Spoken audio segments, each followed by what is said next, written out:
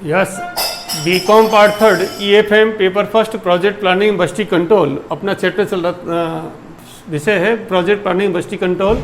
और इस paper first के अंदर था अपना chapter methods of capital budgeting. Capital budgeting की जो विभिन्न विधियां हैं वो लगभग अपनी कंप्लीट हो चुकी हैं। आज के इस वीडियो में जो आपने अब तक जितनी विधियों का अध्ययन किया है उसमें से एक दो विधि रिवीजन के तौर पर यहाँ पर हम एक एग्जाम्पल ले रहे हैं, एक क्वेश्चंस ले रहे हैं, उसके आधार पर आपको सॉल्व करना है, जिससे कि आपका रिवीजन हो जाएगा कि पूंजी बचत की जो विधियाँ हैं जिनका कि आपने स्टडी की हैं उसमें आपने कहाँ तक सफलता प्राप्त की हैं। तो यहाँ पर मैं एक एग्जाम्पल ले रहा हूँ कि सपोज करिए प्रोजेक्ट एक्स और प्रोजेक्ट वाई दो हैं, यानी कि मशीन एक्स है और मशीन वाई है। इन दोनों की जो इनिशियल कॉस्ट है वो 20,000 है, इसकी भी 20,000 है, यानी कि दोनों की जो इनिशियल कॉस्ट है वो बराबर है। 20,000 रुपये इसकी है एक्स मशीन की और वाई की भी 20,000 रुपये है। कैसे जो इनफ्लोज हैं, ये जो रोकड़ अंतर्भाव दे रखे हैं, जो एक्स मशीन है इसके पहले साल में 8,000 रुपये है, दूसरे साल में भी 8,000 है, तीसरे साल में 8,000, चौथे साल में 8,000, पाँचवें साल में भी 8,000 है, यानी कि कैश इनफ्लो इक्वल हैं एक्स मशीन के 5 साल तक। अब वाई जो मशीन है पहले साल में इसके 10,000 कैश इनफ्लोज है, दूसरे साल में 8,000 हैं, तीसरे साल में 10,000 है, चौथे में 10,000 है, पाँचवें में 10,000 हैं। इसमें जो कैश इनफ्लोज हैं वो वेरिएशन हैं। तो अब यहाँ पर ये जो कैश इनफ्लोज हैं ये हैं जो टैक्स हैं वो रेट दे रखी है यहाँ पर 50%, और इसकी लाइफ जो है वो 5 ईयर्स है। तो आपको यहाँ पर डेप्रिसिएशन भी ज्ञात करना है, और डेप्रिसिएशन घटाने के बाद आपको जो टैक्स है वो भी आपको कैलकुलेट करना है। और ये जो कैश फ्लो दे रखे हैं ये आपको बिफोर टैक्स और बिफोर डेप्रिसिएशन आपको दे रखे हैं। तो इसमें आपको डेप्रिसिएशन माइनस करना है, और डेप्रिसिएशन माइनस करने के बाद में टैक्स की जो रेट है, यानी कि कंपनी को कॉर्पोरेट टैक्स चुकाना पड़ता है जिसकी रेट 50% यहाँ पर दे रखी है, उसके हिसाब से आपको नेट कैश फ्लो ज्ञात करने हैं। तो जैसी विधि होगी उसमें एक तरफ तो हमने पढ़ा था कि cash inflow after tax before depreciation लिए जाते हैं, और एक जगह लिए जाते हैं कैश फ्लो जो है वो after tax and after depreciation लिए जाते हैं। तो यहाँ पर हम आज दो विधि से आपको सॉल्व करना है, पेबैक पीरियड मेथड और average rate of return method. Payback period जो है पुनर्भुगतान अवधि विधि आपने पढ़ी है, और पुनर्भुगतान अवधि विधि में आपने पढ़ा था कि उस प्रोजेक्ट का चयन करेंगे जिसकी पुनर्भुगतान की अवधि सबसे कम होगी। यहाँ पर एक्स और वाई दो प्रोजेक्ट हैं, हम दोनों की पहले पुनर्भुगतान अवधि ज्ञात करेंगे और उनमें से देखेंगे जिसकी पुनर्भुगतान अवधि कम होगी उसका हम चुनाव करेंगे। यदि हमें प्रायोरिटी देनी है तो पहले प्रायोरिटी किसको देंगे, जिसकी पुनर्भुगतान अवधि सबसे कम होगी उसको फर्स्ट नंबर पर देंगे, और सेकंड नंबर पर जिसकी पुनर्भुगतान अवधि उससे थोड़ी सी ज़्यादा होगी उसको हम सेकंड नंबर पर देंगे। ठीक है। अब जो पेबैक पीरियड मेथड है इसके अंतर्गत आपने पढ़ा था कि जो कैश इनफ्लोज हैं वो हमें चाहिए after tax but before depreciation, after tax और बिफोर डेप्रिसिएशन हमें चाहिए। तो सबसे पहले हम शुरू करते हैं एक्स मशीन के पेबैक पीरियड कितना होगा। तो एक्स मशीन के जो कैश इनफ्लोज दे रखे हैं पहले साल में 8,000, दूसरे साल में भी 8,000, तीसरे साल में भी 8,000, चौथे साल में भी 8,000 और पाँचवें साल में भी 8,000। ठीक है, 1 2 3 4 5, ओके, ये इक्वल हैं। अब इसमें से डेप्रिसिएशन आपको कैलकुलेट करना है। डेप्रिसिएशन कैसे निकालेंगे, cost of the project 20,000 upon life of the years 5 years, तो ये गया 4,000। तो डेप्रिसिएशन आ गया आपको 4,000 ईच ईयर। तो यहाँ पर माइनस डेप्रिसिएशन 4,000, 4,000, 4,000, 4,000, ये 4,000, ये 4,000।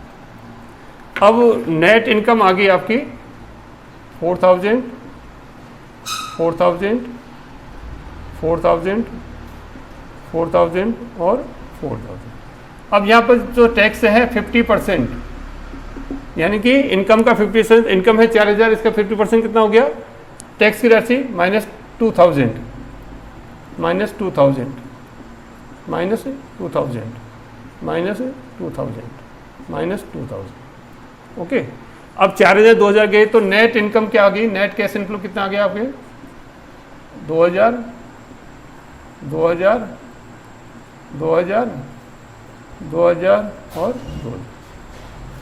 अब पेबैक पीरियड में आपने को चाहिए cash inflow after tax before depreciation. ये जो नेट कैश इनफ्लो आए हैं ये आफ्टर टैक्स आफ्टर डेप्रिसिएशन आए हैं, तो इसमें हम डेप्रिसिएशन वापस जोड़ दें तो डेप्रिसिएशन कितना है 4000, तो plus 4000 each year, plus 4000। Okay, तो कैश इनफ्लो आगे इनके 6000 पर ईयर।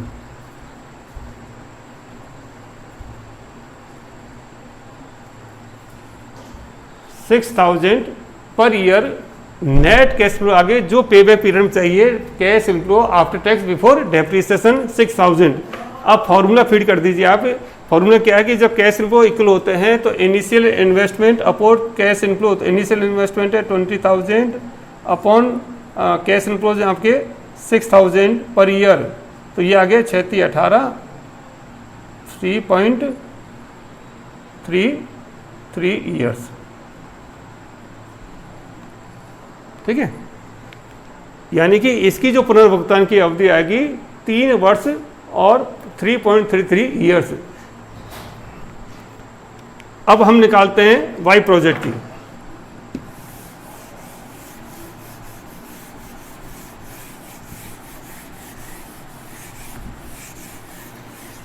ए प्रोजेक्ट एक्स प्रोजेक्ट की तो आई थी आपकी पेबैक पीरियड के हिसाब से, एक्स की कितनी आई थी 3.33 ईयर्स। ये यहाँ इसलिए देख रहे हैं कि यह कंपैरिजन करने में आपको आसान रहेगी। अब वाई जो प्रोजेक्ट है इसका जो फर्स्ट ईयर का कैश इनफ्लो है वो कितना है 10,000, सेकेंड ईयर के कितना है 8,000, थर्ड ईयर कितना है 10,000, फोर्थ ईयर कितना है 10,000 और फिफ्थ ईयर का भी 10,000 माइनस डेप्रिसिएशन। डेप्रिसिएशन इसकी भी चूंकि कॉस्ट कितनी है 20,000 रुपये की है, लाइफ कितनी है 5 साल की है, तो इसका भी कितना आ गया 4,000 डेप्रिसिएशन, तो माइनस डेप्रिसिएशन 4,000 ईच ईयर।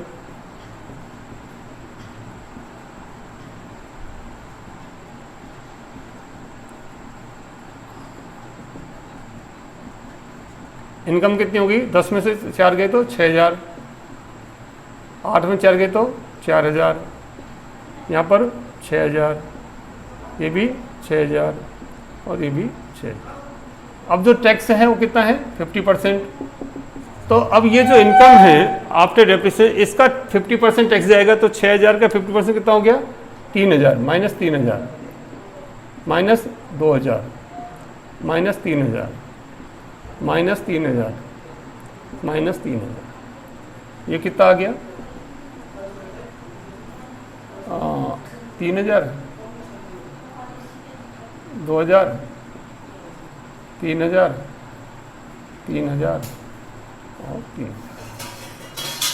ये आ गई आपकी net cash flow after tax after depreciation. अब चूंकि इसमें हमें आफ्टर टैक्स बिफोर डेप्रिसिएशन चाहिए तो वापस आप इसमें डेप्रिसिएशन की राशि जोड़ देंगे, plus 4,000 plus 4,000 plus 4,000 plus 4,000 plus 4,000, ये कितना आ गया पहले साल में 3 प्लस 4 7,000 6,000 7,000 फिर 7,000 और फिर 7,000। ये जो net cash inflow after tax before depreciation जो चाहिए वो आगे 7,000 6,000 7,000 7,000 6,000। अब जो अनइक्वल है तो हम इनका CF बनाएंगे, कॉम्पिटिटिव बनाते जाएंगे। तो पहले साल में 7,000 आएंगे, दूसरे साल में 7 और 6 13, 2 साल में 13,000 हो गए, और तीसरे साल में 20,000, और तो 3 साल में आपकी कंप्लीट हो जाएगी। तो इसकी जो पुनर्भुगतान की अवधि आएगी वो कितनी आएगी 3 ईयर्स। वाई प्रोजेक्ट की जो पुनर्भुगतान की अवधि है वो कितनी आएगी 3 ईयर्स, क्योंकि 3 साल तीसरे साल में जो कैश इनफ्लोज हैं वो इनिशियल इन्वेस्टमेंट के बराबर हो जाएंगे। तो पेबैक पीरियड से एक्स प्रोजेक्ट की तो आई 3.33 ईयर्स और इसके 3 ईयर्स तो कौन सा चुनाव करेंगे वाई प्रोजेक्ट का चुनाव होगा इस पहली विधि से। क्लियर। जिसकी पुनर्भुगतान अवधि कम होगी उसका हम चुनाव करेंगे। अब आपको तो दूसरी विधि है average rate of return method, इसके हिसाब से आपको डिसीजन लेने की हमें एक्स मशीन का चुनाव करना चाहिए या वाई का चुनाव करना चाहिए। तो अब एवरेज रेट ऑफ रिटर्न जो मेथड है इसके अंतर्गत हमें जो चाहिए कैश इनफ्लोज वो चाहिए net after tax after depreciation. तो आफ्टर देखिए पहले अपन वाई मशीन लेते हैं, फिगर अपने पास में है, तो ये इसके इनिशियल इन्वेस्टमेंट मतलब कैश इनफ्लोज थे, डेप्रिसिएशन कम कर दिया, ये आपके आ गई, टैक्स कम कर दिया, तो ये आ गया आपके, है ना। तो इसमें जो आप ये जोड़ रहे थे ना,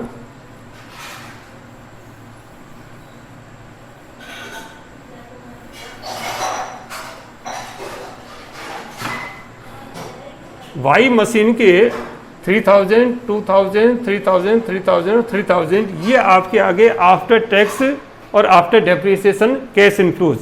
अब ये जो कैश इनफ्लोज है 5 साल के हैं, तो अपने को क्या लेना है, इनका एवरेज लेना है।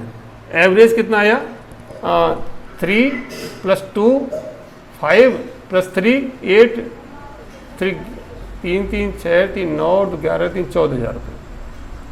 14,000 आपका टोटल आ गया। इसमें 5 साल का भाग दे देंगे तो कितना आ जाएगा, 5 दूनी 10 8 2800 रुपये आपका क्या आ गया, ये एवरेज कैश इनफ्लोज आ गया आपके। अब एवरेज जो कैश इनफ्लोज आ गए हैं इसके अंतर्गत आपको भाग किसका देना है, एवरेज इन्वेस्टमेंट या इनिशियल इन्वेस्टमेंट का। एवरेज इन्वेस्टमेंट या इनिशियल इन्वेस्टमेंट का भाग देना है, उससे आपका उस प्रोजेक्ट की एवरेज जो है वो स्थिति इसके अंतर्गत आ जाएगी। इसको अपन इंटू 100 भी कर सकते हैं, ठीक है। तो अब अपन पहले वाई प्रोजेक्ट की याद कर लेते हैं। इसकी 2800 रुपये तो इसका ये है, अपॉन पहले लेते अपन average rate of return on initial investment. Initial investment कितना है 20,000 रुपये इंटू 100,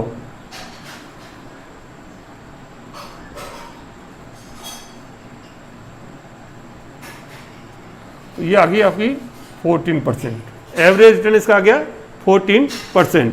अब इसका यदि average rate of return on average investment लेते हैं तो एवरेज इन्वेस्टमेंट कैसे क्या, initial investment plus salary value, तो सैलरी वैल्यू 0 है, अपॉन 2, तो इसका आ गया 20,000 बटे 2, तो ये आ गया आपका 10,000। तो 10,000 2800 में 10,000 भर देंगे तो ये आ जाएगा आपका 2800 बटे 10,000 इंटू 100, तो ये इससे कट गया, इससे कट गया, तो ये क्या है 28%। ओके, तो इनिशियल इन्वेस्टमेंट के आधार पर तो 28% आएगा और एवरेज इन्वेस्टमेंट के आधार पर आपका 14% आएगा वाई मशीन का। अब अपन निकाल लेते हैं इसको एक्स मशीन का, वापस सॉल्व करना पड़ेगा सवाल।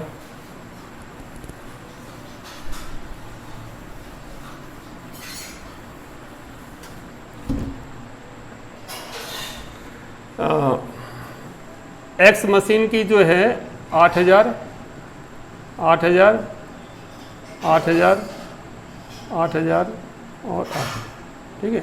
डेप्रिसिएशन वही 4,000 माइनस 4,000 माइनस 4,000 माइनस 4,000 माइनस 4,000, ये कितना गया 4,000 4,000 बराबर 4,000 बराबर 4,000 बराबर 4,000 एवरी ईयर आ गया। टैक्स है 50%, तो 4,000 का 50% कितना गया 2,000, तो minus 2,000 minus 2,000 minus 2,000 minus 2,000 minus 2,000, ये आ गया आपका 4,000 माइनस 2,000 2,000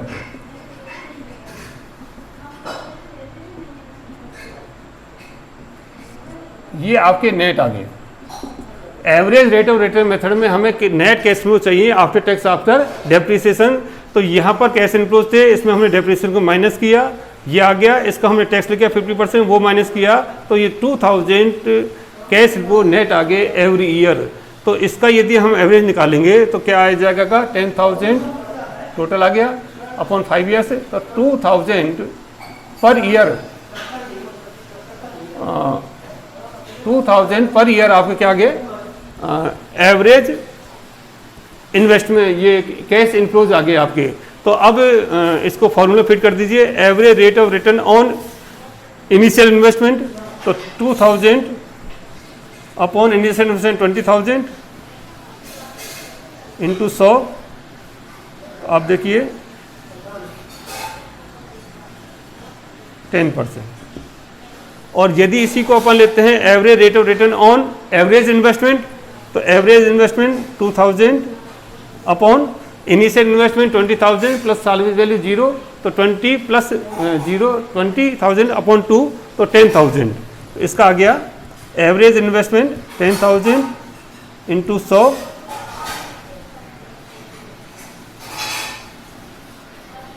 तो ये आ गया आपकी 20%। ठीक है, तो एक्स मशीन कितनी आई 10% और 20%। तो जिसकी rate of return average rate of return ज़्यादा होगी उसको हम स्वीकार करेंगे। तो इस विधि से हम वाई प्रोजेक्ट की, चाहे average rate of return on initial investment हो या average rate of return on average investment हो, दोनों में इनकी ज़्यादा है, तो हम यहाँ वाई मशीन का चुनाव करेंगे। तो इस प्रकार से परीक्षा में आपको किसी भी प्रकार के क्वेश्चन आए, यदि आपको एक कंसेप्ट क्लियर हैं, फॉर्मूला अगर आपको आते हैं, तो आप किसी भी क्वेश्चन को किसी भी विधि से आप सॉल्व कर सकते हैं। थैंक यू, धन्यवाद।